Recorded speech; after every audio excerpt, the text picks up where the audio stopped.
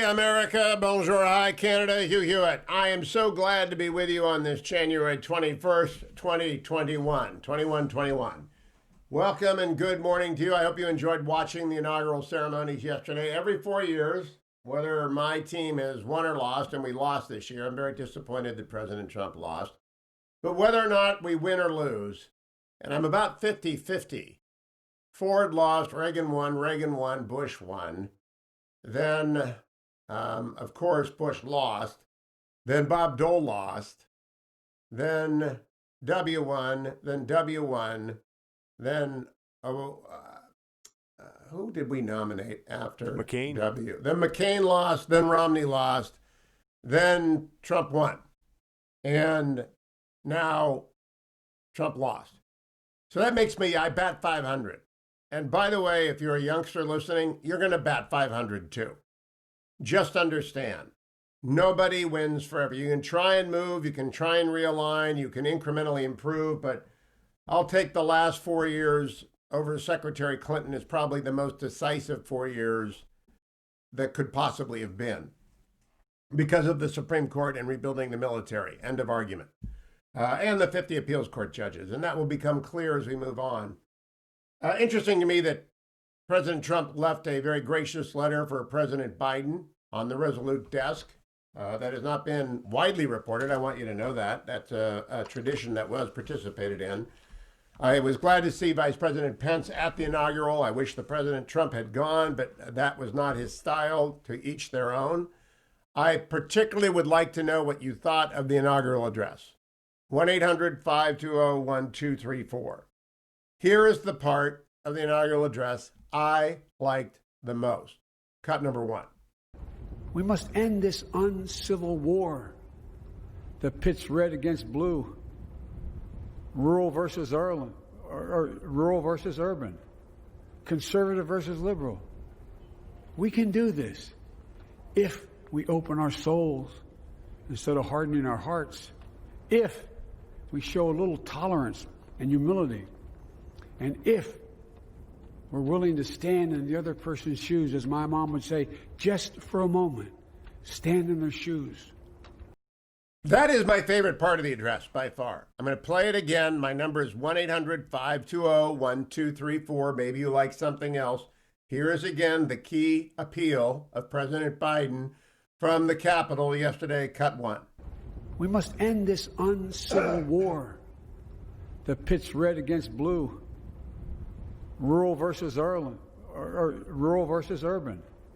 conservative versus liberal.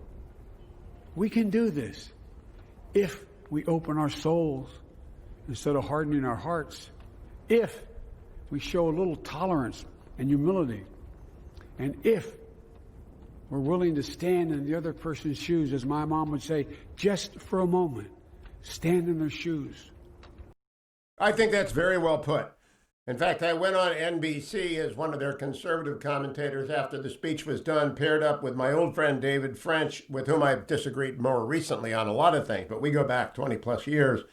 And we had this conversation with Savannah, cut number two. Okay, I'm going to turn now to Hugh Hewitt. He's a radio talk show host, author, and NBC News political contributor. And Hugh, you've also been a supporter of the president. I think I'm also joined by David French, an author and political commentator, senior editor of The Dispatch, another prominent conservative voice. And so let's talk about the future of the Republican Party. Hugh, I'll start with you. You have been a supporter of the former presidents of President Trump.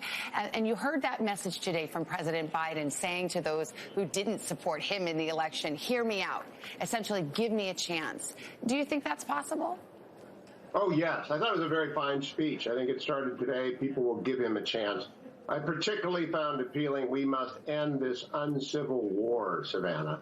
And that's actually an appeal to everyone who is on social media, everyone who appears as I am right now, as David is about to tone it down, turn it lower, listen. He quoted his mother, put yourself in other people's shoes. He appealed to Lincoln's better angels. It's not going to be recalled as the greatest bit of rhetoric that's ever been done in an inaugural event, but that appeal to end the uncivil war, which is far beyond Washington. It's in every dining room It's in every restaurant. It's often been across social media. That was, for me, a much welcome moment. And I do believe that he can be very useful in getting people to gentle down. You know, let me turn to you, David, about this very topic. I mean, this notion of healing and what it takes to heal and unify. And we saw what happened on January 6th, and it certainly seems that that has been, so far, an inflection point and a place where many Americans are saying, okay, that's too far, that's enough. It's time for us to lower the temperature, as Hugh just said. Yeah, you know, what you have to realize is that millions and millions of Americans have been fed a steady diet of really grotesque misinformation, that Joe Biden will end the United States of America, that the Democrats want to sort of end the church and destroy the American Christian church, an unbelievable diet of misinformation that has led to a lot of radicalization. And that radicalization led to the January 6th attack that has sort of shocked a lot of Americans and awakened them to the challenge right now of this deep, deep division.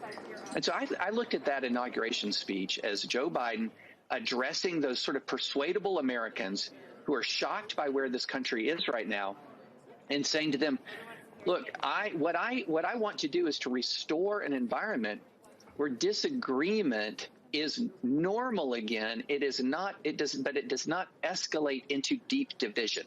And that's part of the magic of the American democracy and the American constitutional republic is we have created a system that allows for disagreement without deep division. And I thought that was one of the most important aspects of the speech, along with the pageantry around it. When you have sort of a pop culture icon of Red America singing Amazing Grace, Garth Brooks singing Amazing Grace, it's a symbol, I think, of powerful cultural and religious symbol that Joe Biden is saying, I want to be president. For all of those Americans who are open to being persuaded to sort of join me in lowering the temperature, as you said. And to hear Senator Blunt say Amazing Grace, that's as close as we have to a national song and a national prayer, something that we can do collectively. That, as we all know, to give me license here for a moment, music is a healer, Hugh. We really do know. The president also talked about that reclaiming of truth, and David just spoke eloquently about it, about this feast of lies that have been put out there. How do you feel about that? Do you think that we can turn the page on this era in which, you know, the old saying was you're entitled to your own opinion, you're not entitled to your own facts, but it has seemed that we've entered an era, Hugh, where people do seem to have their own facts and that you're not operating on a shared set of truth and fact. And do you feel that we may be able to leave that in our past now? I think at the margins, that's always going to be difficult to get away from because in a nation of 330 million, there's going to be a 1% on each end that are going to invent their own reality. But I'll point to yesterday, Savannah, Secretary Pompeo declared genocide in China against the Uyghur people. Later that afternoon, Tony Blinken, his incoming replacement, confirmed that they both agree on that. Yesterday, Tony Blinken said we're leaving the embassy in Jerusalem. That's something on which he agrees with the previous administration. I thought, in fact, most of the testimony I saw yesterday of soon-to-be cabinet members was consistent with the 98% in the middle. So I don't have any hope of kumbaya from the far left or the far right. That's not going to happen. But what David was talking about, the ability to have the conversation, for example, on the upcoming immigration debate. We've done this in 2006. We did this in 2013. This is the third time in 15 years that we will search for an immigration compromise. I hope we get there. It cannot be accomplished at a higher decibel. It has to be accomplished. Let's pause there for a moment because we're going to run low on time. 1-800-520-1234. What did you